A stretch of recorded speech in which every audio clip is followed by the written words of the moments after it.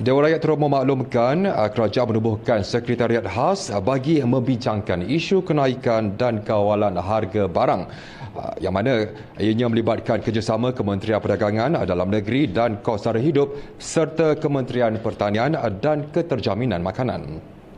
Pengguna dinasihatkan agar membuat aduan segera berhubung kenaikan harga beras tempatan yang termasuk dalam harga kawalan di pasaran dan isu berkaitan bagi memudahkan pihak penguatkuasa mengambil tindakan.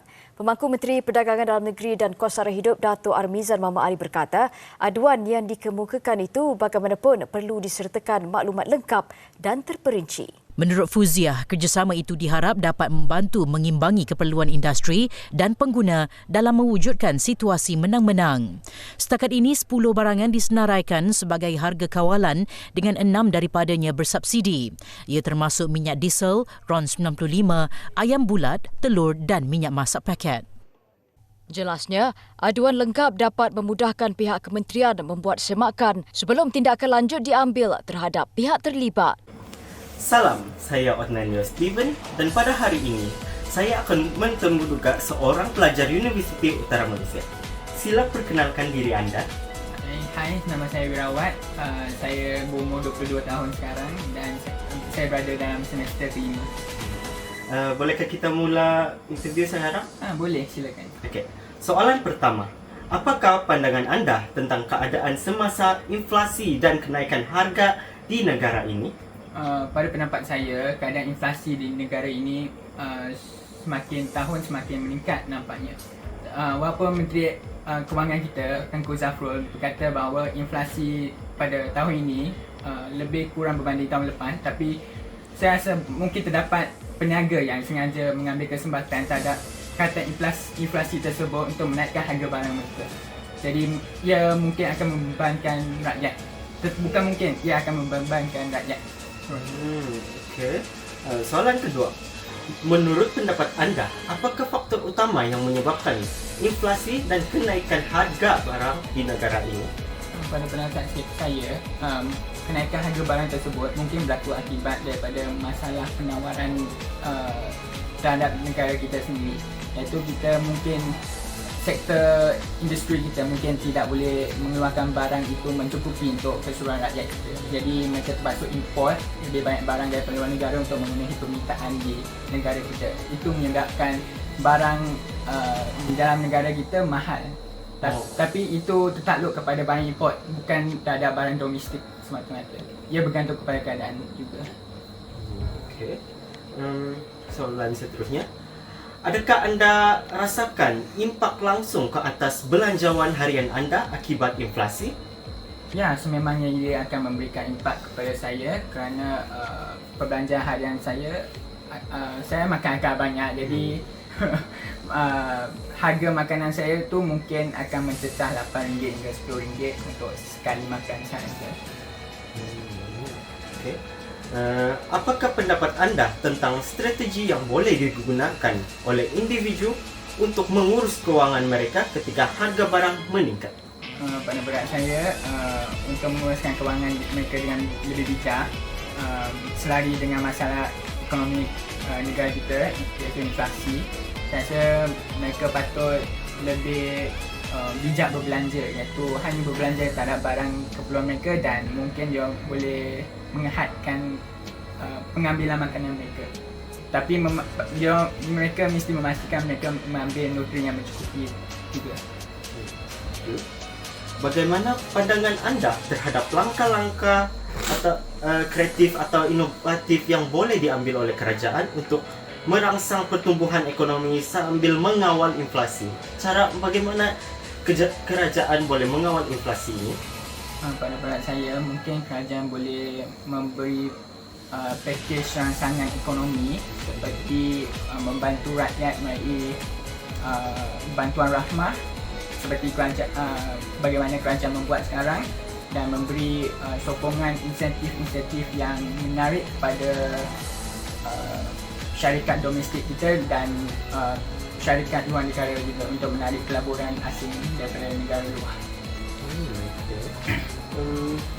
Seterusnya, apakah impak sosial yang anda perhatikan hasil daripada kenaikan harga barang-barang asas?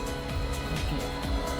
Impak sosial terhadap berkaitan soalan ini, saya rasa antara impak sosial yang boleh berlaku akibat inflasi ini ialah masalah kemiskinan, dan masalah kemiskinan ini boleh membawa kepada masalah sosial iaitu mencuri dan mengakibatkan kadar jenayah itu meningkat dalam negara kita. Adakah anda ada sebarang cadangan khusus untuk kerajaan dalam menangani isu inflasi dan kenaikan harga ini? Pada pendapat saya, cadangan yang saya boleh kemukakan kepada kerajaan ialah mereka boleh membuat menu rahmah seperti mana mereka membuat sekarang, iaitu memberi rakyat satu menu yang bagus dengan harga yang murah. Tapi mereka dalam segi menu rahmah ni, saya rasa bahawa kerajaan boleh menambah baik lagi dengan mungkin meningkatkan harga sedikit dan memberi lebih banyak portion atau jumlah kuantiti makanan tersebut yang mengandungi dengan secukupnya kepada pelanggan. Saya setuju ya. Kuantiti itu kadang-kadang kurang, dan apabila mereka menambah kuantiti itu dengan harga itu, dia lebih seimbang dengan harga yang diberi oleh penjual. Saya setuju. Okey. Soalan akhir. Bagaimanakah anda rasa masyarakat boleh turut serta dalam menangani isu ini?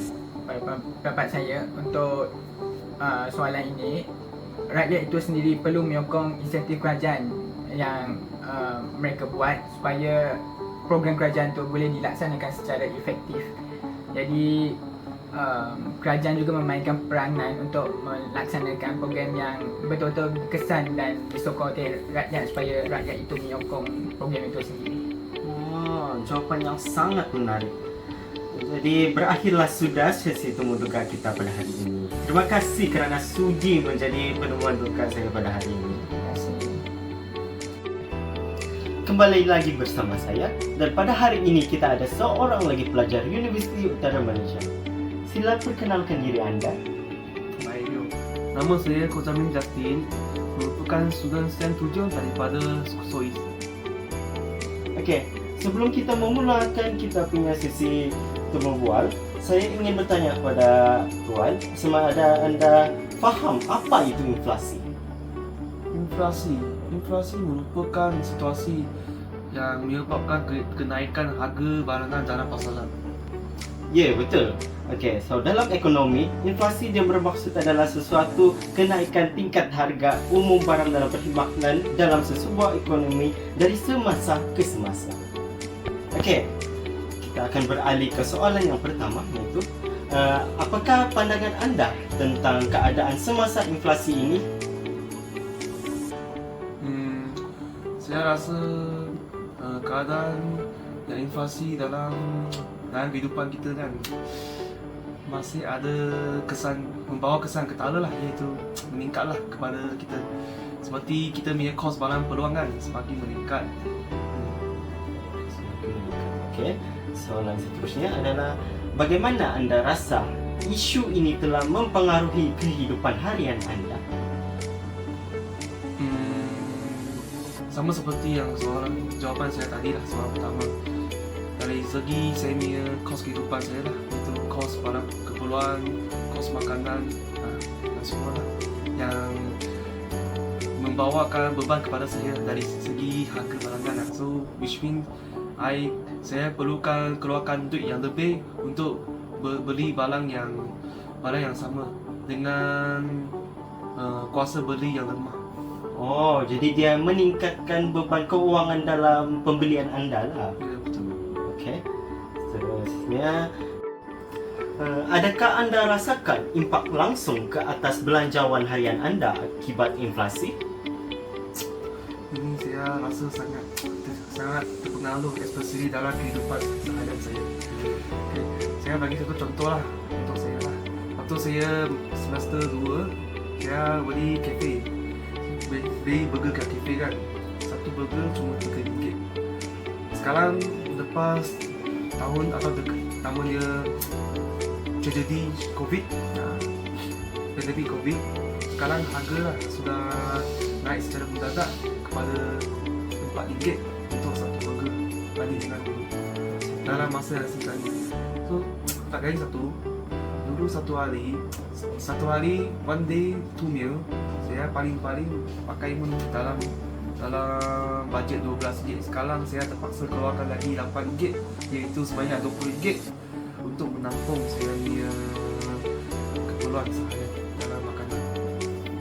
Jadi apa yang kita boleh simpulkan adalah dia mengganggu perbelanjaan anda lah, ada merosakkan pembelanjaan anda.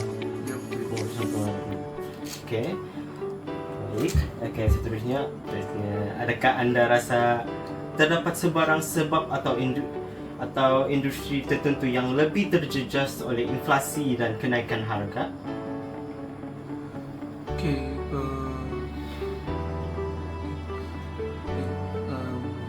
dari sudut pandangan saya rasa yang barang keperluan yang banyak mencerdaskan kehidupan kita sebagai raja-raja kan, iaitu dalam industri makanan.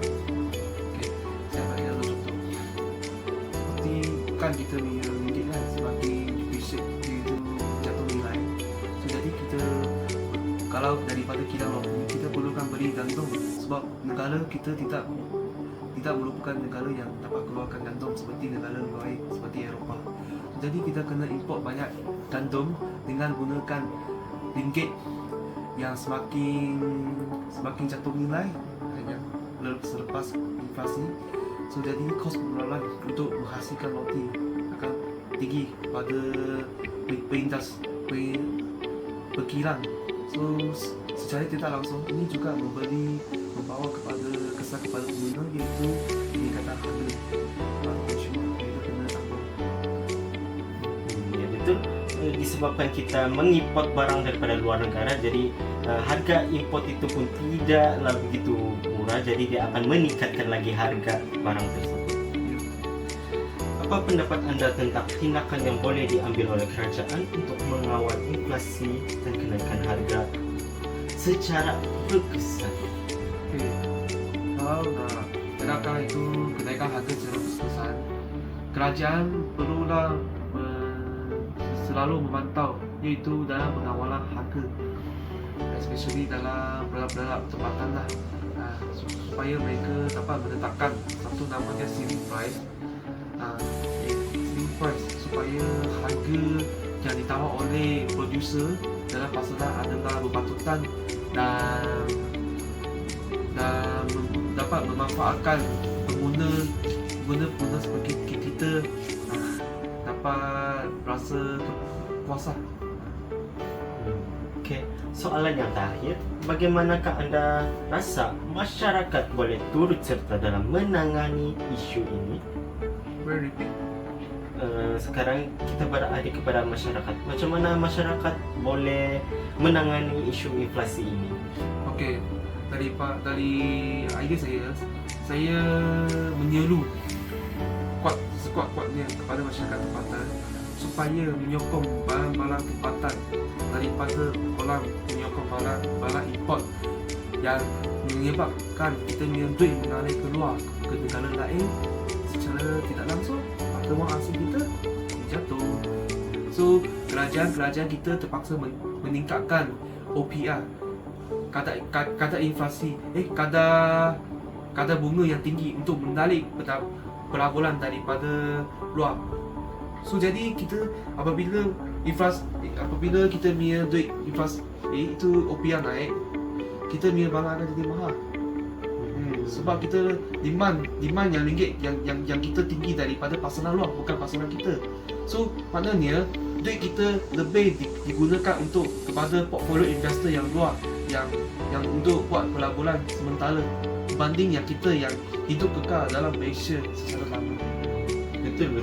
Kita sepatutnya menyokong produk lokal.